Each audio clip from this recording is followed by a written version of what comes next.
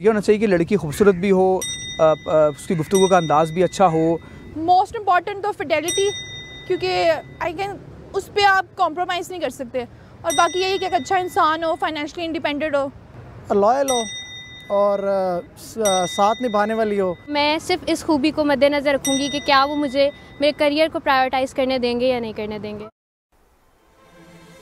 और हज़ारों ख्वाहिशें ऐसी कि हर ख्वाहिश पर दम निकले, और ख्वाहिशों का दम अक्सर ये कहकर निकाल दिया जाता है कि असल ज़िंदगी में सब कुछ नहीं मिलता। I'm back। डिमांड्स इतनी होती हैं कि हम वो पूरा अगर सोचें तो हम वो कर ही नहीं सकते। In the past, matchmaking was easy, but it has become tough for me. Netflix series Indian match making की सीमा आंटी हों, पाकिस्तान और इंडिया की रिश्ता कराने वाली आंटीज़ हों, या आपके अपने ही रिश्तेदार, इन सब से अक्सर ये मशवरा सुनने को मिलता है कि कामयाब शादी के लिए कॉम्प्रोमाइज़ बहुत ज़रूरी है।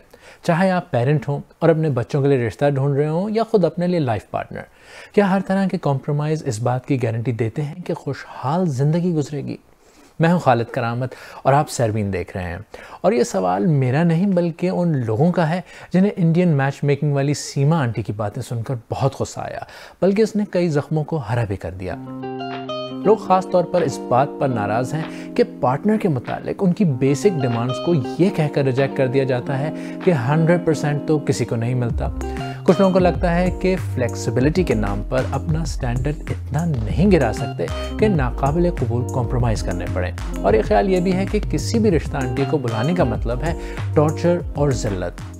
और कई लोग तो आदतन ही लड़के लड़कियों पर उनकी शक्ल सूरत, उनकी रंगत या वज़न पर भी कमेंट कर देते हैं।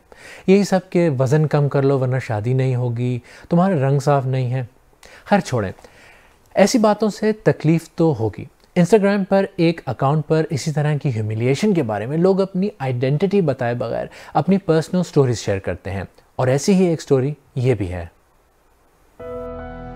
एक आंटी ने एक बार तो मुंह पर मजाक उड़ाते हुए कहा, क्या था अगर खूबसूरत भी होती, मेरा दिल छलनी हो गया।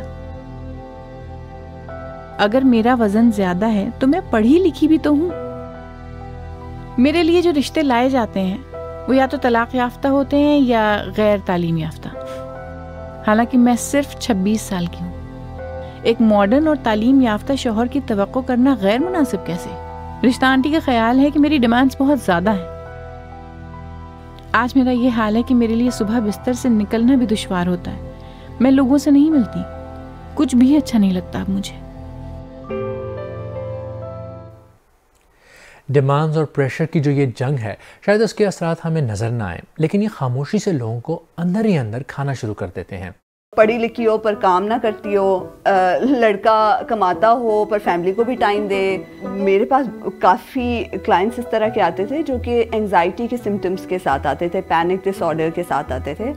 और जब हम उनके साथ काम करना शुरू करते थे, बात करना शुरू करते थे, तो आखिर में जाके बात ये निकलती थी कि इतना प्रेशर और सफोकेशन इस टॉपिक के अराउंड क्रिएट हो चुका हुआ है, शादी, रिश्ता, लोगों से मिलना और एंडलेसली मिलते जाना एक के बाद एक। क्योंकि ये आप इंसान है ना, आप किसी से मिलते हैं, उसका एक एक्सपेक्टेशन होती है, प्रेशर होता है, उस आपकी एक फीलिंग्स होती है, ये एक एंडलेसली तो आप नहीं ना कर सकते।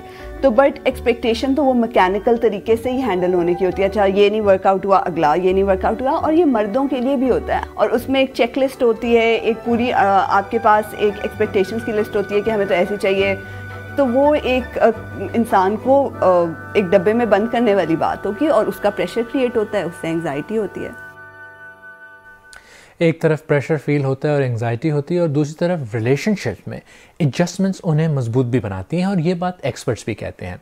लेकिन बाज़ मामलों में एडजस्टमेंट्स के नाम पर ऐसे समझौतों की डिमांड की जाती है जो कुछ लोगों से उनकी पहचान ही छीन लेते हैं। पाकिस्तान की सोसाइटी में ये इंप्रेशन है कि वेस्ट के मुकाबले में मुल्क में कम तलाक़ें होती हैं, यहाँ फैमिली सिस्टम ज़्यादा स्ट्रॉन्ग है। मगर क्या ये सब ही शादियाँ खुशहाल शादियाँ हैं? मल्टीपल रिसर्च से ये पता चलता है कि मुल्क की 70 से 90% ख़वातीन अपनी ज़िंदगी में फ़िज़िकल, इमोशनल या मेंटल अब्यूज़ से गुजरती हैं। कंपैटिबिलिटी या हम मिजाज होना शादी के लिए पार्टनर चुनते वक्त अक्सर अहम ही नहीं समझा जाता। कॉम्प्रोमाइज़ के नाम पर करियर, तमाम ख्वाहिशात और ख्वाबों की कुर्बानी मांग कर ये तसव्वुर कर लिया जाता है कि आप भी इससे खुश होंगे।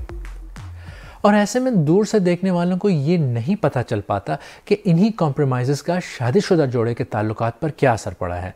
Karachi based family therapist doctor Maryam ऐसे बहुत से कपल से बात करती हैं जिनसे पता लगता है कि कई कॉम्प्रोमाइज़ ऐसे होते हैं जो ताल्लुकात को फ़ायदे के बजाय नुकसान पहुंचाते चले जाते हैं। वो बताती हैं कि ऐसे रिश्तों में आहिस्ता आहिस्ता तकलीफ़ इस हद तक बढ़ जाती है कि एक दूसरे के साथ जो खुशी हासिल होनी चाहिए वो नहीं होती। ऐसी चीज़ें जो आपकी ज़ात से जुड़ी हों, छोटी छोटी बातें, आप कैसे ज़िंदगी गुजारना चाहते हैं, कैसे करियर चाहते हैं या अपने बच्चों को कैसे पालना चाहते हैं, ऐसे ख्वाब जो आपने शायद शादी से पहले देखे हों, उनकी कुर्बानी आपको खुद अपने आप से भी दूर करने लगती है। लेकिन इसी दौरान आप शादी में 10 साल तक गुजार लेते हैं क्योंकि आपकी ज़िंदगी में बहुत कुछ हो रहा होता है और जैसे ज़िंदगी थोड़ी सी सेटल होती है आपको लगता है कि मैंने तो बहुत कुछ कमा दिया है।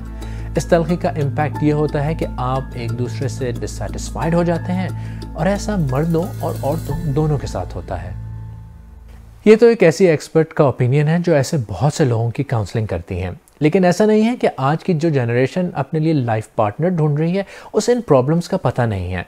बात सिर्फ इतनी है कि जब तक आप उनकी बात सुनेंगे नहीं तो आपको पता भी नहीं चलेगा। एक एक्सपेक्टेशन होती है एक इंसान की, वो कहता है कि मुझे इस तरह का लाइफ पार्टनर चाहिए, मुझे इस तरह की ज़िंदगी चाहिए, लेकिन जब हम किसी के ऊपर ओपिनियन इम्पोज करते हैं अपना तो वो चीज़ गलत हो जाती है। ऐसा ना हो कि पढ़ लिख लिया है, 4 साल डिग्री भी ले लिया, मास्टर्स भी कर लिया, लेकिन एंड जो है जो हमारा कल्चर आजकल रिप्रेजेंट करता है कि एंड में सिर्फ लड़कियों ने घर में रहना है और घर के काम करने हैं। मुझे लगता है रिश्ता आंटीज़ अभी भी अपना रोल प्ले कर रही हैं कहीं ना कहीं फैमिलीज़ को प्रेशराइज़ करने में। बेशक लड़की की ये चॉइस हो या ना हो, लेकिन वो प्रेशराइज़ कर रही हैं कहीं ना कहीं। यानी प्रेशर की एक वजह रिश्ता कराने वाली आंटीज़ को भी समझा जाता है, लेकिन फिर भी पाकिस्तान के कई ख़ानदानों में रिश्ता ढूंढने के लिए ऐसी ख़वातीन से मदद लेना ही बेहतर समझा जाता है। जो ये ऑनलाइन हो रहा है या तस्वीरें देख देकर लड़कियां अपनी फेक तस्वीरें बना रही हैं, लड़के दूसरे दोस्तों की गाड़ियों के पास खड़े होकर अपनी तस्वीरें बना रहे हैं, फेक चीज़ें वो दिखा रहे हैं। कोई घर में जाकर तो आप बच्ची को असल देख सकते हैं, बच्ची का घर घराना देख सकते हैं, बाप क्या है उल्टा सीधा बता देती हैं, भाई क्या है आप बिल्कुल फजूल में उनको बताती हैं क्या है क्या नहीं। वो जो मैरिज ब्यूरो वाली होती है वो सारा आपको गाइड दे रही होती है, उसके पास फॉर्म्स में जो इन्फॉर्मेशंस होती हैं सब आपको बता रही होती है। आप रिश्ता वाली आंटी से, रिश्तेदारों की मदद से या ख़ुद ढूंढते हैं, ये सब आपकी अपनी बिलीव्स और आपकी मर्ज़ी के मुताबिक है। ज़रूरी यह है कि उसमें लोगों की खुशियों और जहनी सेहत का सेंसिटिविटी के साथ ख्याल रखा जाए। वैसे ये जो लफ्ज़ शादी है ये फ़ारसी के लफ्ज़ शाद से आया है जिसका मतलब है खुशी या मसरत। आप किसी से उसकी तमाम ख्वाहिशें छीनकर, सब ख्वाबों की कुर्बानी मांगकर ये एक्सपेक्ट करें कि वो शाद भी रहें, ऐसा शायद पॉसिबल नहीं। ऐसे ताल्लुकात बर्दाश्त और कुर्बानी की बुनियाद पर निभाए तो जा सकते हैं, लेकिन ज़रा खुद से पूछें कि क्या आप इसे हैप्पीली एवर आफ्टर कह सकते हैं।